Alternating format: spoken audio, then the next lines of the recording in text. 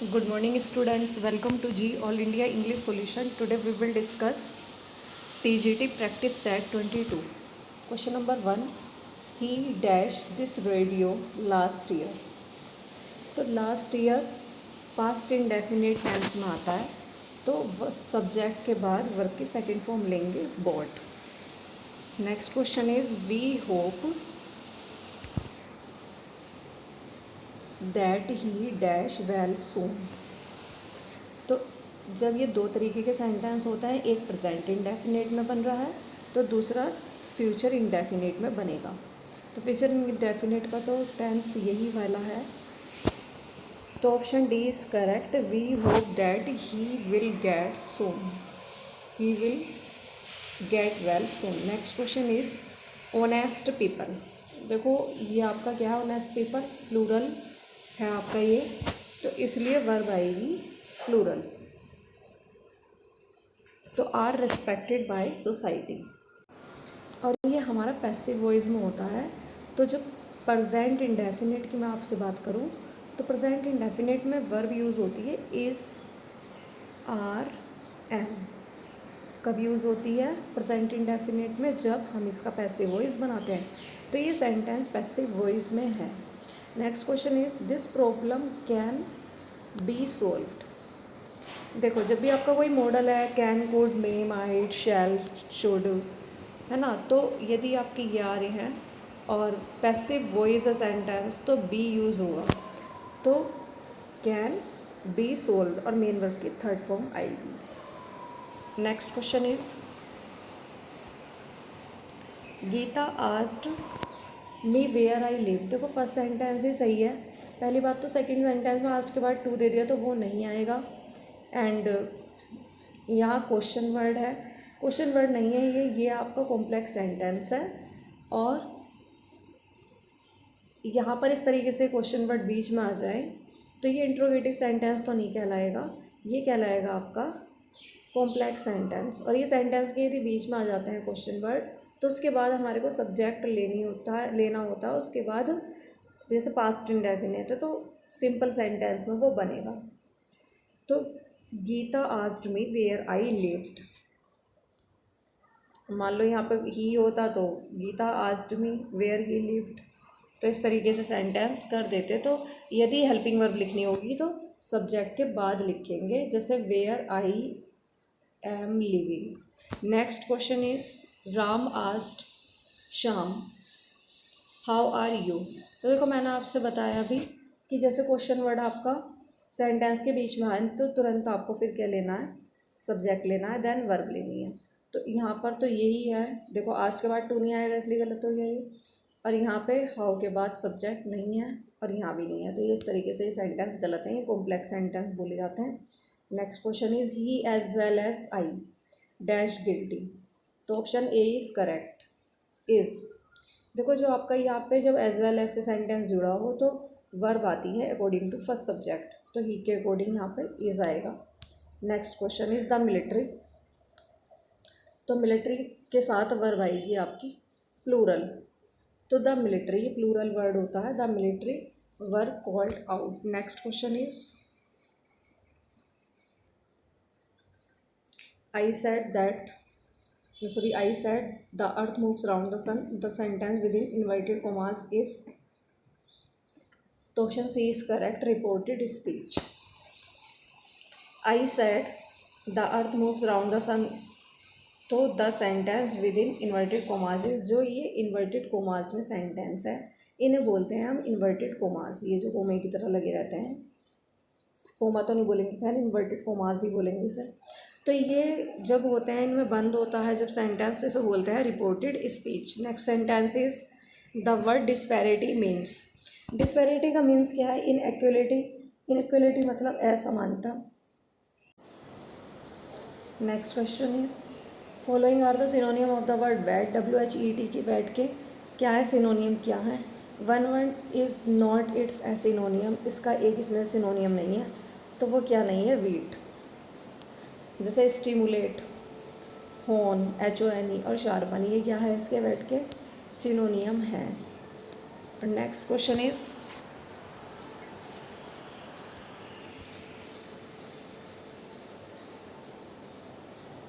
Which of the following means a charlatan. Charlatan का मतलब क्या होता है? Who pretends to have more skill than he really has.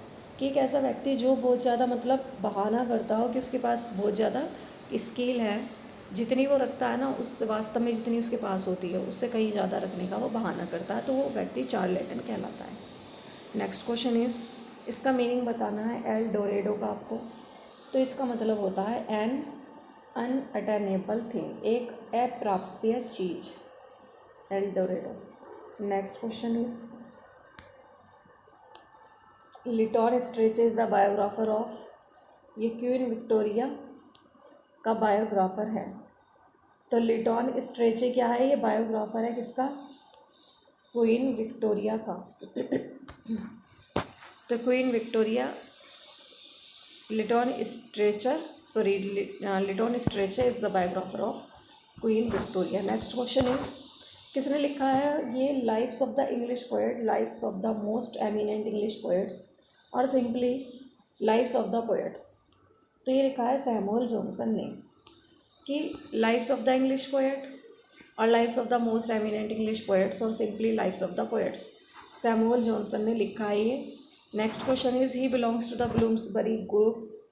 कौन जुड़ा हुआ है? वह है ना ब्लूम्सबरी ग्रुप से जुड़ा हुआ है, उसका नाम आपको बताना, और उसकी रेप्यूटेशन रेस्ट करती है एमिनेंट विक्टोरियंस पर, जिसमें एज ए क्रिटिक और राइटर के रूप में उसने प्रेजेंट किया है a number of short portraits with telling irony को बताते हुए, and irreverent and malicious insight, ये सब बताते हुए, और एक कीन आई वो रखते हैं, मतलब उस पर ध्यान रखते हैं, किस चीज़ पर? मानव की असफलताओं पर। और ही इस्टेब्लिश, वह स्थापित करता है मॉडर्न बायोग्राफी का स्टाइल, और डिबंक करता है विक्टोरियन को।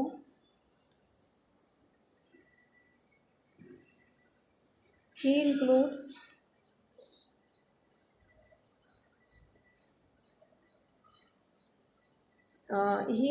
वह इंक्लूड करता है 3 मैन और एक वुमेन को। कार्डिनल मैनिंग है उसमें, और फ्लोरेंस नाइटेंगल है, कार्डिनल मैनिंग, फ्लोरेंस नाइटेंगल और थॉमस अर्नोल्ड, ये तीनों को वो ऐड करता है, जनरल गॉर्डन को भी। तो 3 मैन और वुमेन है, 4 है इसमें, तो cardinal Manning, Florence Nightingale, Thomas Arnold ये मैन है, और जनरल गॉर्डन ये कौन है? लेडी है ये।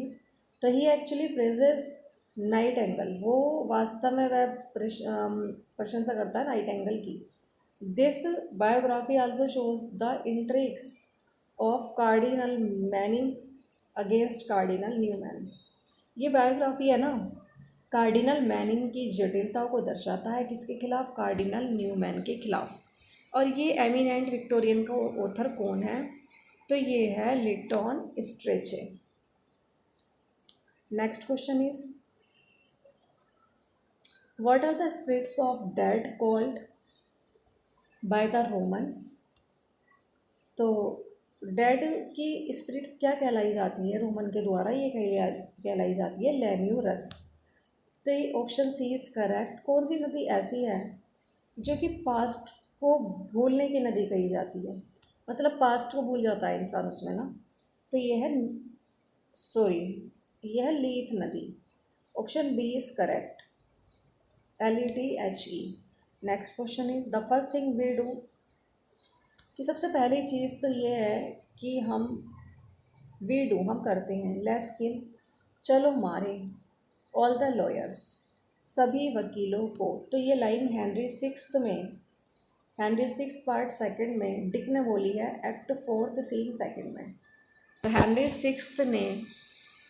सिक्स्थ पार्ट सेकंड में डिक ने बोली है, एक्ट 4th सीन सेकंड में ये लाइन बोली है, और हेनरी सिक्स्थ पार्ट सेकंड ये प्ले है विलियम शेक्सपियर का। Next question is, hic et ubique, Hamlet address this to the ghost in Hamlet, what does it mean? कि हिक एट यूबिक, ये हैमलेट एड्रेस करता है इस बात को, घोस्ट को, हैमलेट में। तो इसका मतलब है here and everywhere. Option A is correct. Next question is, there are more thing in heaven and earth Horatio than are dreamed of in your philosophy. कि स्वर्ग मतलब हेवन में बहुत सारी चीज़ें और धरती पे ऐसी हैं, हेवन और अर्थ में इतनी ज़्यादा, मतलब इतनी चीज़ें हैं होरेशियो कि तुम्हारी फिलोसफी से परे हैं वो, कि उसकी तुम कल्पना भी नहीं कर सकते।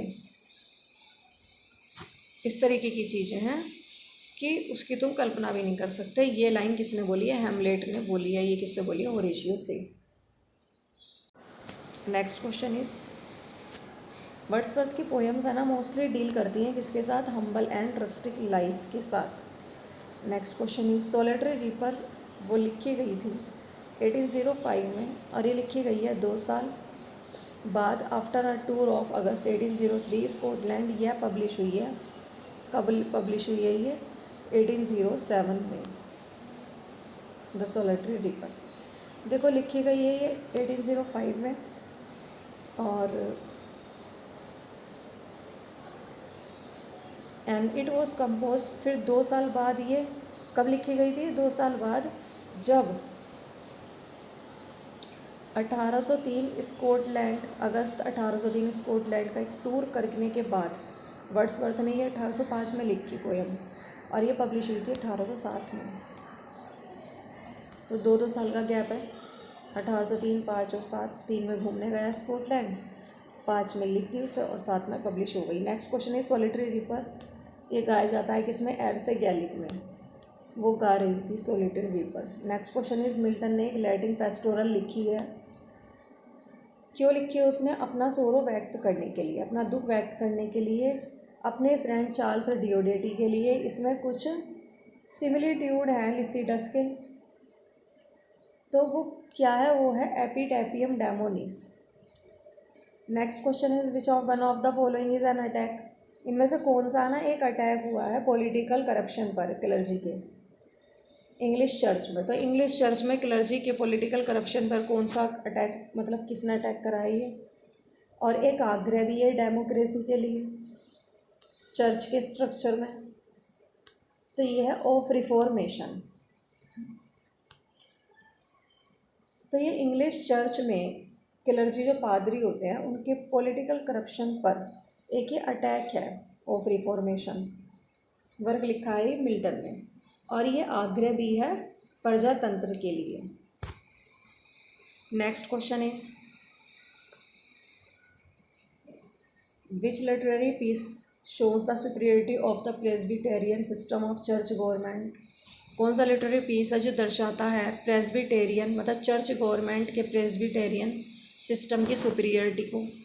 तो कौन सा वर्क है वो है of prelatical episcopacy, of prelatical episcopacy. Next question is, nobody can spoil a life, कोई भी किसी के जीवन को बर्बाद नहीं कर सकता my dear, that is nonsense. ये तो बात बिल्कुल बेकार है, चीज़ें तो अपने आप ही होती हैं, सिर्फ हम तो बोप करते हैं उसे।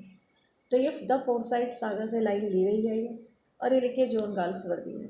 Next question is, it is enough to love people, ये मतलब लोगों को प्रेम करना ही काफ़ी है, because they are good to you, क्योंकि वे तुम्हारे लिए बहुत अच्छे हैं, बिकॉज इन सम वे, और कुछ तरीक़ों से, क्योंकि वो कुछ तरीक़ों से, और other you are going to get something by it. और दूसरा तो ये है कि इसके द्वारा तुम कुछ प्राप्त करने जा रहे हो। We have to love because we love loving, हम प्रेम करते हैं क्योंकि हम प्रेम करने को पसंद करते हैं, प्रेम करना हमें अच्छा लगता है इसलिए हम प्रेम करते हैं। अ बिट ऑफ लव से लाइन ली गई है और ये लिखी जॉन गाल्सवर्दी ने। Next question is, love of beauty is really only the sex instinct? Beauty का जो प्रेम होता है ना, कोई अगर सुंदरता से प्रेम करे आपकी, तो वास्तव में सेक्स होता है, सेक्स इंस्टिंक्ट के लिए होता है, विच नथिंग, इससे अलग तो कुछ है ही नहीं, बट कंप्लीट यूनियन सेटिस्फाइड। सिर्फ ये है ना, मिलन को पूरा करता है, सेटिस्फाई करता है ना, दो शरीरों को मिलन को सेटिस्फाई करता है, पूरा करता है। तो सेंस प्रोग्रेस से ही लाइन ली गई है और ये लिखी है जॉन गाल्सवर्दी ने। Thanks for watching this video. Please like, subscribe and share.